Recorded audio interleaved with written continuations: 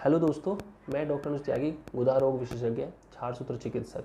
गुदा रोग संबंधी जितनी भी बीमारियां होती हैं, चाहे वो बवासीर फिशर, भगंदर यानी फिस्टुला, या फिर परिकृतिका यानी कि फिशर, पाइल्स यानी कि इंटरनल पाइल्स या एक्सटर्नल पाइल्स, खूनी या बादी बवासीर, एनल पॉलिप, गुदांकुर या फिर रेक्टल पॉलिप, या पेरिनोडल साइनस यानी कि नासूर, जो कि रीढ़ की हड्डी के निचले हिस्से में होता है, उससे संबंधित चिकित्सा, आयुर्वेदिक चिकित्सा, क्षारसूत्र चिकित्सा हम लोग यहाँ पे करते हैं। और जिसके कि जो कि बहुत ज़्यादा इन सब बीमारियों में बहुत ज़्यादा इसका रिजल्ट ओरिएंटेड है।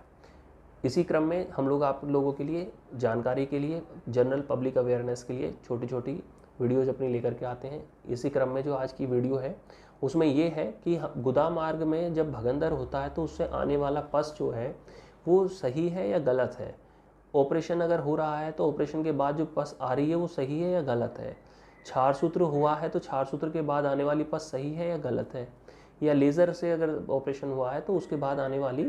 पस सही है या गलत है। तो आइए शुरुआत करते हैं आज अपनी इस वीडियो के लिए।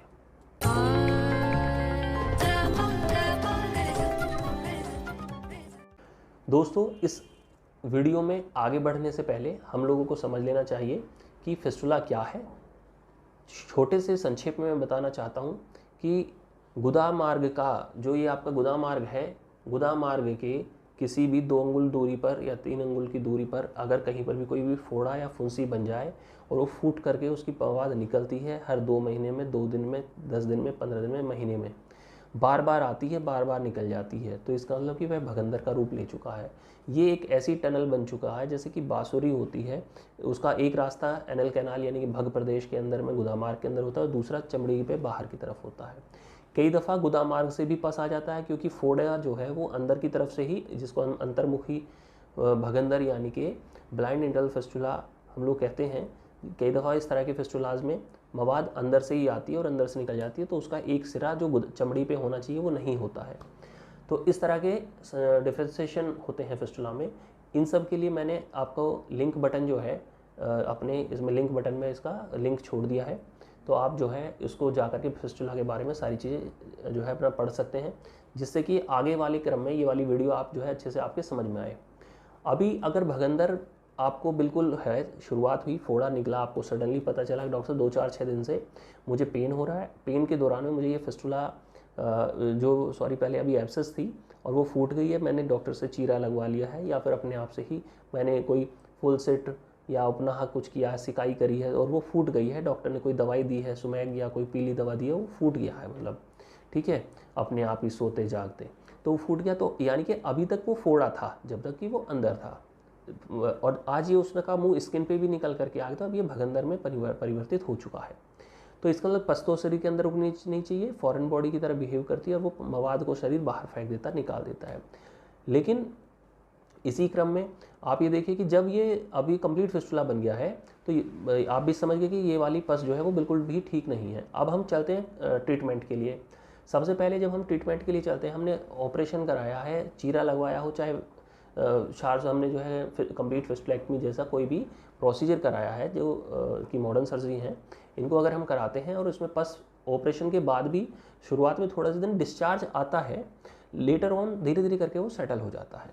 हालांकि जब दवाइयाँ चलती हैं उन सब से वो क्योर हो जाता है। कई दफ़ा हम लोग देखते हैं कि इसके सक्सेस रेशियो जो बाकी दूसरी जो टेक्निक्स हैं उसके मुकाबले थोड़े से कम है, तो जिसके कारण इसका ज़्यादा जो अब ये है बिल्कुल इस पर काफ़ी कम लोग ही इस पर सर्जन लोग काम करते हैं। तो जिसका मतलब कि अगर ये पस 2 महीने बाद भी लगातार उस ऑपरेशन के बाद आ रही है, 15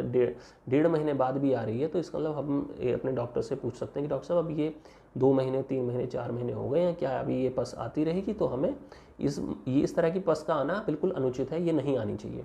तो वो आपके डॉक्टर आपको कन्वीनियंट करेंगे। हो सकता है कहीं पर कोई ब्रांच रह गई हो सकता है कहीं पर कोई रेमिफिकेशन रह गई हो, क्योंकि फिस्टुला अपने आप में एक पेड़ की तरह होता है। जैसे पौधा है, आपने देखा कि सिर्फ और सिर्फ एक इसकी स्टेम नज़र आ रही है, एक तना नज़र आ रहा है ज़मीन के ऊपर, लेकिन ज़मीन के नीचे उसकी जड़ें होती हैं, मल्टीपल ब्रांचेज होती हैं। इसी तरह से ये फिस्टुला हमें कई दफ़ा बाहर से एक रास्ता दिखाई देता है, लेकिन उसकी ब्रांचेज जो है रेमिफिकेशंस कई होती हैं। जैसे अगर ये वाला रास्ता एक्सटर्नल ओपनिंग है और ये अंदर की तरफ जा रहा है तो ये फिस्टुला कई तरह से जा सकता है, इधर से भी इधर से भी। तो इस तरह के ऑपरेशन में हो सकता है कि कोई ब्रांच आपकी रह गई है और उसमें से अभी भी कनेक्टिविटी बनी हुई है और लगातार फिस्ट वो आ रहा है, पस आ रहा है। दूसरी सर्जरी हो गई, अब हम चाहते हैं लेज़र की तरफ। लेज़र में जब पेशेंट का जो लेज़र है काफ़ी अच्छा, मैंने पिछली वीडियो में भी लेज़र का जिक्र किया था कि लेज़र में अगर आपका अच्छे से हो रहा है, ग्रेनुलेशन डेवलप हो रहा है, जब हमने उसकी एनर्जी के बाद जनरेट किया उसमें और ग्रेनुलेशन डेवलप हो गया, वो चिपक जा रहा है तो बहुत अच्छे से उसका रिजल्ट आ जाता है। लेकिन एनी हाउ अगर उसकी इंटरनल ओपनिंग वाइड है तो उस वाइड इंटरनल ओपनिंग पे आप कुछ नहीं कर सकते, क्योंकि ग्रेनुलेशन डेवलप होगा उधर से, तो वाइड मोटी ओपनिंग है, वो फिर से पस उधर से लैट्रिन के इन्फेक्शन उसमें से टक्कर मारेंगे और वो फिर से ले खुल जाएगा, जख्म जो है वो प्रॉपर फिर से नहीं हीलिंग होगी। तो वो भी, क्योंकि इसका भी लगभग 30% पेशेंट 25% पेशेंट दोबारा से रिकरेंस होता है। हाइनल फिस्टुला जिसमें बड़ी कैविटी पीछे की तरफ है, मल्टीपल ब्रांच वाले फिस्टुला हैं, होर्सशू टाइप के फिस्टुला हैं, इसमें भी रिकरेंस के काफ़ी ज़्यादा चांस इसलिए नज़र आते हैं। अभी इसमें से भी पस का आना बाद में हम इतने ही समय का इंतजार कर सकते हैं डॉक्टर साहब, 1.5-2 महीना, 2.5 महीना। फिर हम पूछते हैं कि डॉक्टर साहब अभी हमारा लेज़र के थ्रू हुआ है लेकिन फिर भी पस अगर आ रही है बार बार 3 महीने पे, 2 महीने पे, 6 महीने पे तक, तो हम एक पूछ लेंगे डॉक्टर साहब ये आखिर ये नॉर्मल डिस्चार्ज है कि पस ये आ रहा है, तो हम आगे कुछ और उसके लिए सोचना चाहिए। बल्कि आपको बताने की जरूरत नहीं पड़ेगी, आपके डॉक्टर्स ही काफ़ी ज़्यादा समझदार होते हैं और उसके लिए चिंतित होते हैं उस आने वाले डिस्चार्ज के लिए, जो कि हेल्दी नहीं है आपकी बॉडी के लिए, और वो आपको प्रॉपर आपको समझाएंगे कि भाई ये चीज़ें हैं और अभी कहीं ना कहीं कुछ है, तो एक ब्रांच तो उसे हो सकता है कि इवैल्यूएट करके देखना पड़े। और तीसरा आता है दोस्तों क्षार सूत्र चिकित्सा। क्षार सूत्र चिकित्सा जो है एक आयुर्वेदिक मेडिकेटेड थ्रेड होता है, सिंपल भाषा में, और उसको उस एक थ्रेड को कॉटेड करके आपका तैयार किया जाता है। बैठिए। तो उस थ्रेड को तैयार किया जाता है। थ्रेड को तैयार करने के क्रम में वो जो एक ओपनिंग उसका चमड़ी के ऊपर है, ठीक है, यहाँ से है, और एक रास्ता उसका अंदर जा करके इस तरह से खुला हुआ है। तो इस तरह के फिस्टुला का अगर ये ट्रैक बचा हुआ है, ये अगर एक ये ट्रैक रह गया, तो इस ट्रैक के लिए उसको इस तरह से छोड़ दिया जाता है। दवाई को लोकल एनेस्थीसिया या फिर स्पाइनल एनेस्थीसिया के दौरान, जैसा भी आपके डॉक्टर को उचित लगता है, उसी क्रम में इसको क्षार सूत्र को वहाँ पे प्लेस कर दिया जाता है और उसको क्षार सूत्र को वीकली चेंज करने के लिए बुलाते हैं। अभी देखिए जो नॉर्मल ट्रैक में अब से जब तक क्षार सूत्र चिकित्सा शुरू नहीं होती,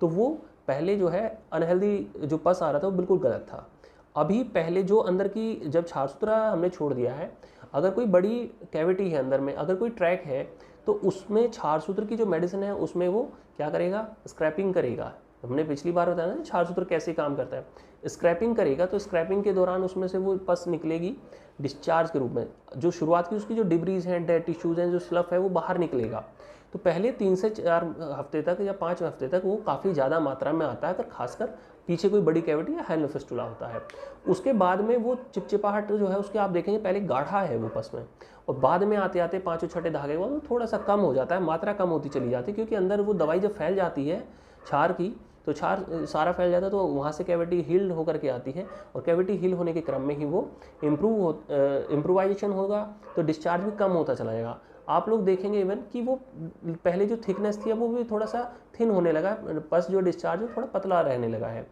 पस के डिस्चार्ज के क्रम में आप एक चीज़ सोचिए, हम लोग इतना सारा पानी पीते हैं तो हम लोग 2 फ्लूइड के बारे में पढ़ते हैं कि एक्स्ट्रा सेलुलर फ्लूइड और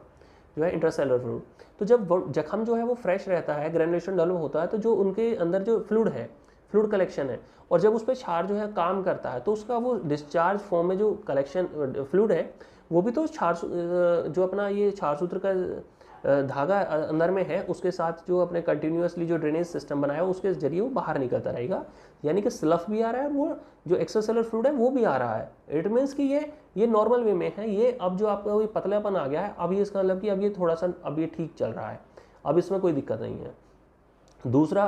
कि क्षार सूत्र जब वो दूसरा कटिंग के लिए थोड़ा सा हम लोग इसे वीकली जब बुला करके चेंज करते हैं और थोड़ा सा टाइट इसको कटिंग लेने के लिए करते हैं आगे बढ़ने के लिए, और पीछे से हीलिंग होती आती रहती है, तो ट्रैक छोटा होता चला जाता है। तो जब कटिंग लेने के क्रम में जब इसमें से जब डिस्चार्ज आता है, जो फिर से डेड टिश्यू डेवलप होंगे जब हम उसे करेंगे, तो वो जो डेड टिश्यूज़ आए तो वो भी स्लफ आउट होंगे बाहर, वो भी निकलेंगे। तो इट मीन्स अब आपका डॉक्टर कटिंग लेने के लिए कर रहा है, जिससे नेक्रोस होकर के टिश्यू जो बाहर आ रहा है